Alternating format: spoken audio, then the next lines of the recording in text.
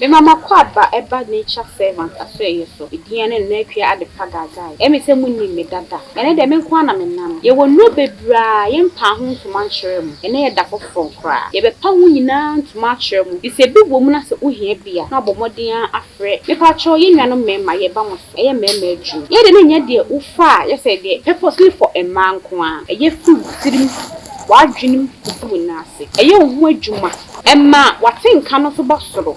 Ne masade no se eswakrampa utimi di eye adwuma. Enti utimi no for so o kwa adwuma fa utimi teki. Basa akono ne basa pese wo bo adwuma na wo boni yiye ema oba no eni chi. Emma ye nigye e wo ha yi so de ewrade ma eno ane asoka kakra ubebu e de amaye. Na me so afobie fibroid e ya de a e ha ya adwin bebre. Fibroid nti obi akwa aware mfi bebre ni wonya awo no wawo. Ye wadru a ye mfa se kan kan e be melt fibroid ni bia ma na ba bontin ama won so onya ye funu awoba. Fibroid da oba so a menu di adanse se ma kunu mo to pasan enye adwuma. Ono won fa no pa to anwumre. Ni sentimi na se piemu kwa na ebetumi so ase e ma ya himfie hu hia ye ai me nuama ahimfie no e hu hia ye pi so ohini ba ahimfie na sa ahimfie hu aye fi ana hoho ogbo ewro na sa ahimfie hu aye fi pani so beka so ba esima hu di usisi ohun abonten no na inside the under canoe ho no get to ho no uyiyi ho niema e ho ntampe no wo twehwe esie e wo se ho ye kuma na ohini bo wura ho a pie no kra ye den ama no nti mu nuama me wo mu hu so ye wo ho eno ane se obenunum di bi be hohoro eno ano no na so ohini bo wura ahimfie ho a ni we be fi ne chaw ewo ahemfie ho okwa obesan so ababiem na me kan me nka senwie ye kan se bia stroke wo stroke na so mfie bebre ni sia na eba ye nchen edi bosome mienu bosome ni ensa oba the nature servant o ho adru ejitum se edru bebre wo system ni obi edi edru ho dance na mo amunim abaawa no munim ne nsa no adwuma na mo amunim no enye spiritual eyinkwa no woye physical so kan ne be ya enipa no wo san hu yade wo hunhum no na wo san ho na mani enso ka ho enti se wo stroke na sada wo so bebre se wo nsa na enye adwuma ana wo nan na enye adwuma ana wanu achim ana se untumi kran keka ho kra na wo ba na so ye so a obehyew ama wanya ahoden ane na me se babiem ye fra bibi ti se emma ye wo candy gonorrhea syphilis ye woni nyina wo ho e ka ho bebre na ma mema mo mema ye no so kofom e ka ho bebre so na ye ma ye mu no ya himfie no e kwan ne ye kese so pesa himfie ni ka chum kete na wo samo jeni mu so ya refree ho a wo ba the nature servant ho a ono ye herbs enya brofudru ye ha ya no wakon wrem okwa ye mutu no akotete na wo de aye eduro ede ahye ene yade ye keka ho aye modi yade bi wo hwa ye ntimi modi wo hafe so wo sa yade ni nyina na se upe eduro a ebetumi atene tatahwe a wo ba the nature servant aso ye so a won sabeke bi screen na wo hye no numbers na egusu me pa chobo modi na peke ne free eduro no mfa ho ne ba bia wo so wa brochue so wa African countries bia so wa Ghana ha say baby uwo bia delivery free adwuma ye be send dia mo medam ase tafofo ye be share.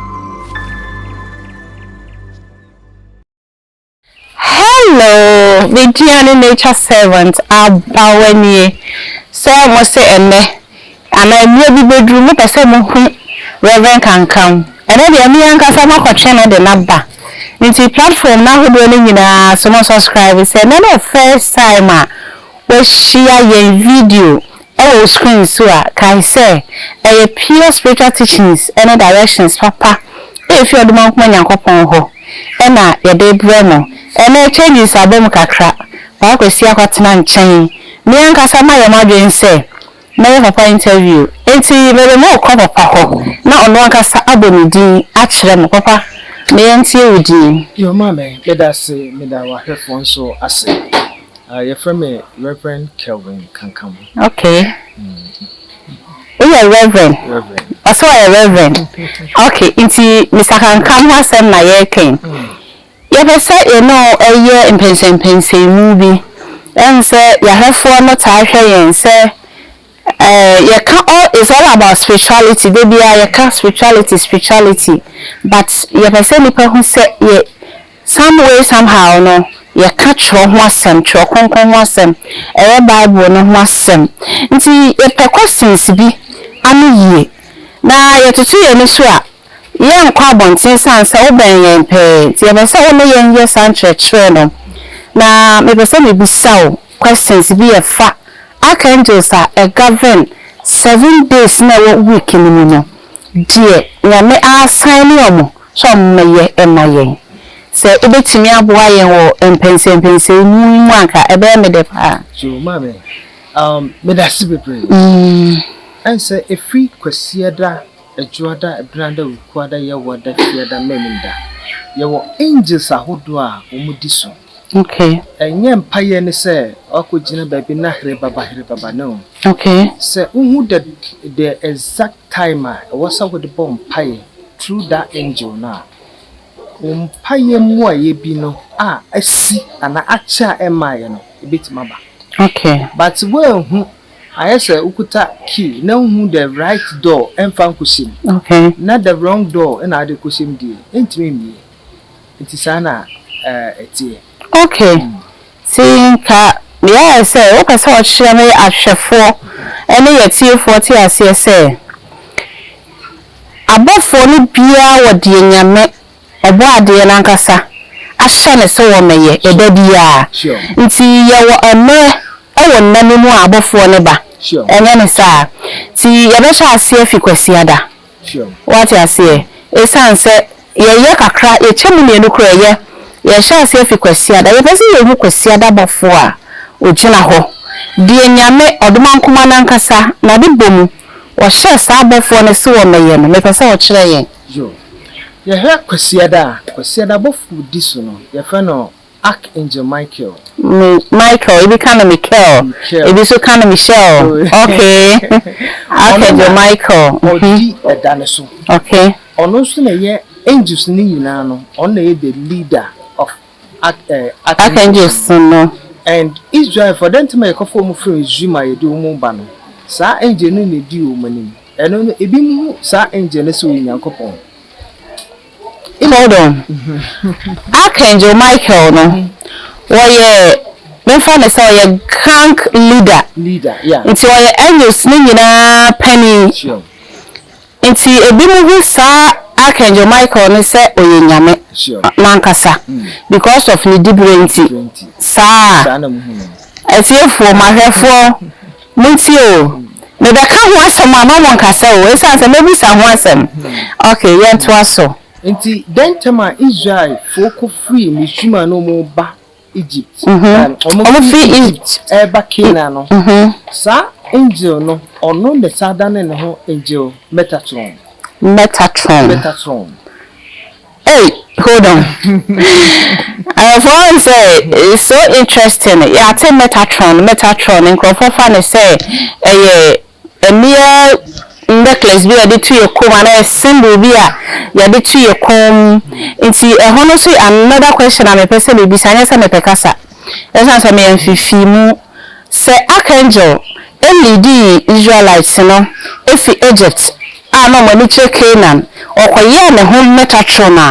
Now say we say be questions then what is a Metatron? Because a Metatron a day me Bible to say why you before ben and now why you day so many Metatron angel or your before ankasa. Okay. Na sa before no ye hu ne say Onyankopon because ono oba with lightning Apana ni jankasa.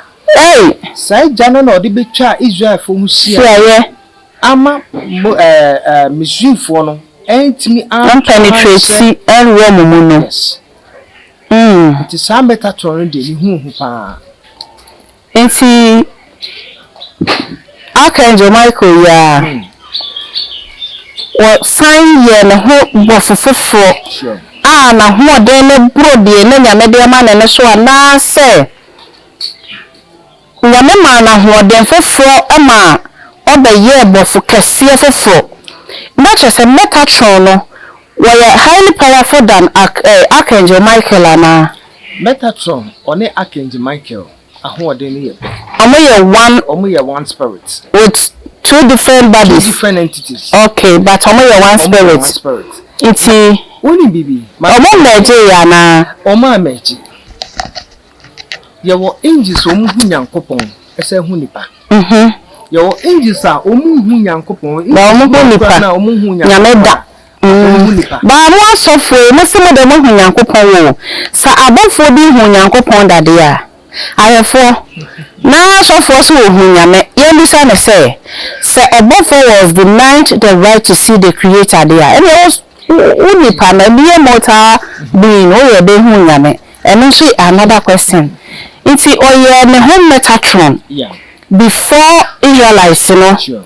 Ena okasi flame of lightning. Sure. Echa o mine who share ama Egypt for mentimi and so.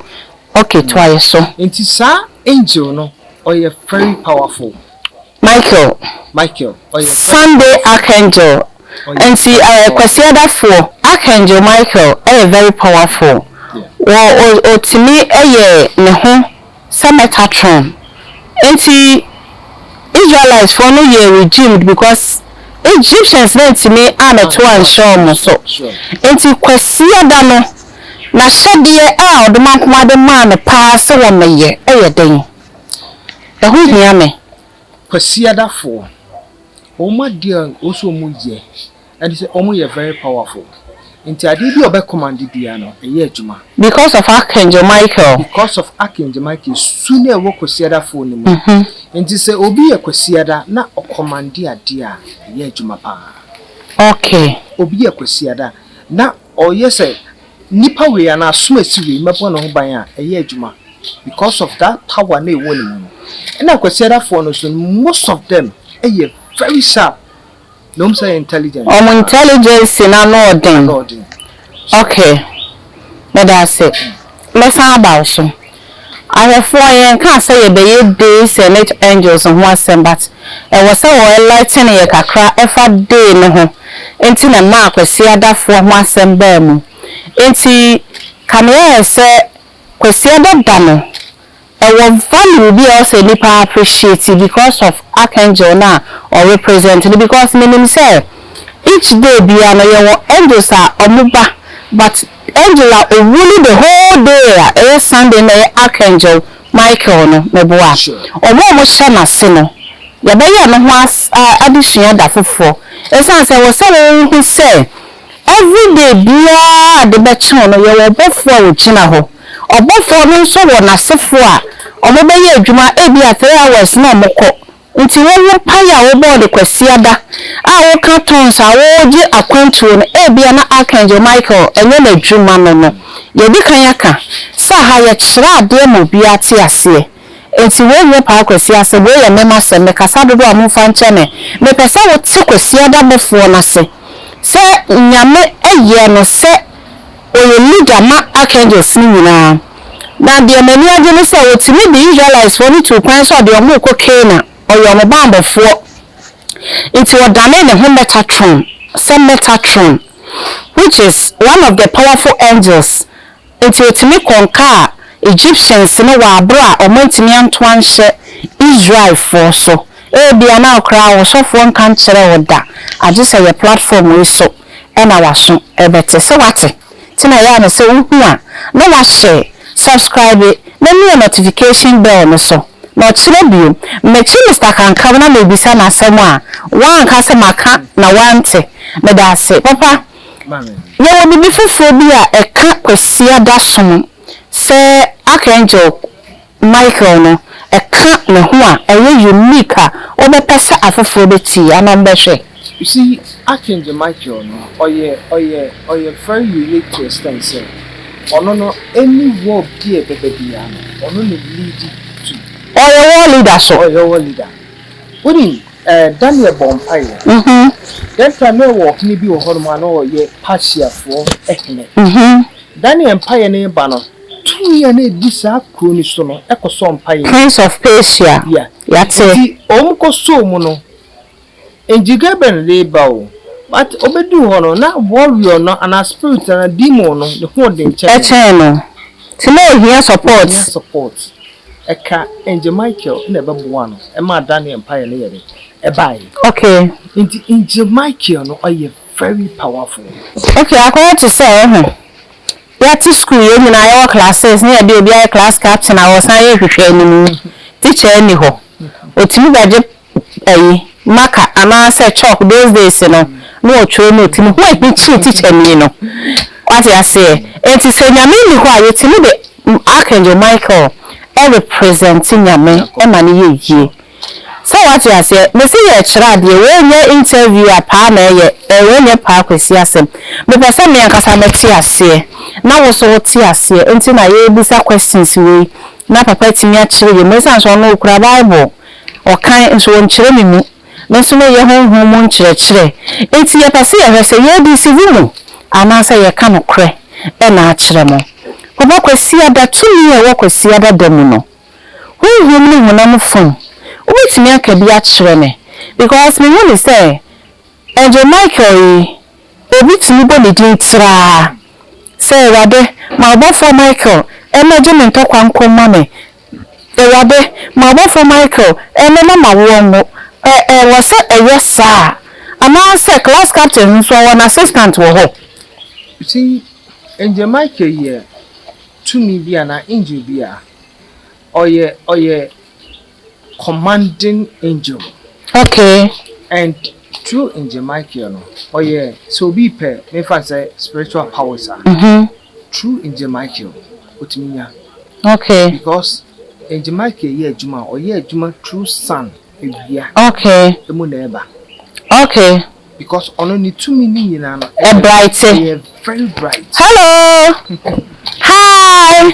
What's Angel Michael ubetimi afreno our commanding spirit because one kasa ye leader we yakofo odiako anim na we de awia tumi enenam won so si awia obi bompa ye hwe awia osom awia na enti wa ogina so dem a waso uti fa na wo pushi usu akwa akire na oye break no Angel Michael na or the awia tumi because ade bia a govern Angel Michael be and sparkle was he was sunny or the lightning any cha and from an and take me say I said the shooting of baby yes a prana what you say a prana to me so no yet thing a sania a just and from a fat na you don't want an chain sana ni hono na so ni na mo papa say obi e frɛ Angel Michael ni tumi no pese ofa me energy senya me be cha no so ya ade a ye wo do's and don'ts bi wo ho a awase onipa no ehwe ye wei man ye wei ye bibi sa because me nim hwe kra ba me nim say Angel Michael ni favorite color you see blue and a white. Yeah. Okay bibi biom san ho. You see say anything concerned about Angel Michael who here are dear friend incense original incense. Oh okay. No here dear friend candle. What about some candles? Your flammable candles. Your petroleum candles. In your wax candle. Wax candle. You here wax candle. Any incense. Because before no odi aduane besu a woni. Omo aduane omo dia incense. So you need that incense and that candle. Now they are attract see. Okay. And I say who free omo so a the best thing now with my end say any point say omo ba they come with lightning. Into any point say bulb so and I be so hoshe. O so hoyesu. Sure. Now who say wa ba ho. Sure. Okay.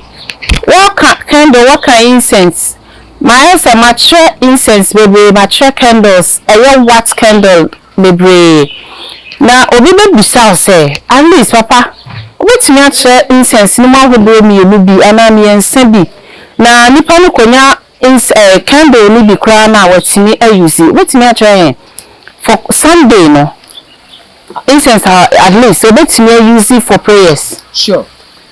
Your incense be your friend benzoil incense. Benzoil incense. Wa motie no all spell ben and now the Zion asoso. Sure. What you say?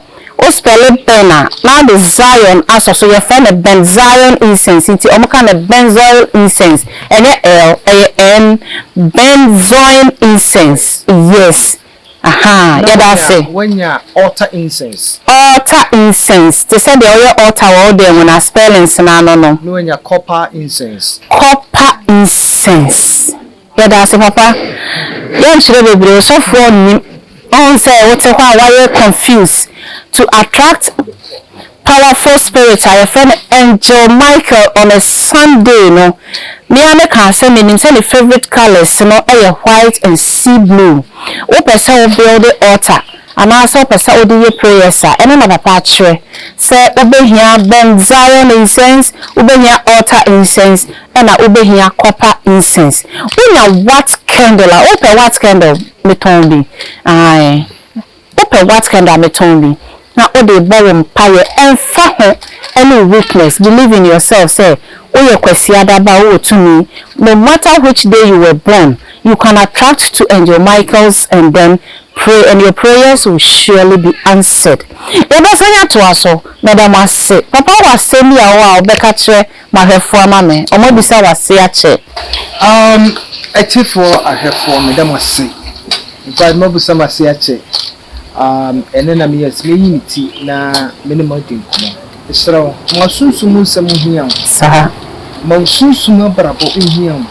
Send away a channel here, your church, your what dear, sir. A big dear white king, no whom near air cost, oh, we are seeing. Now, we are 2 feet and from winning. Mr. Madam, I say, Yeah, I say, share you.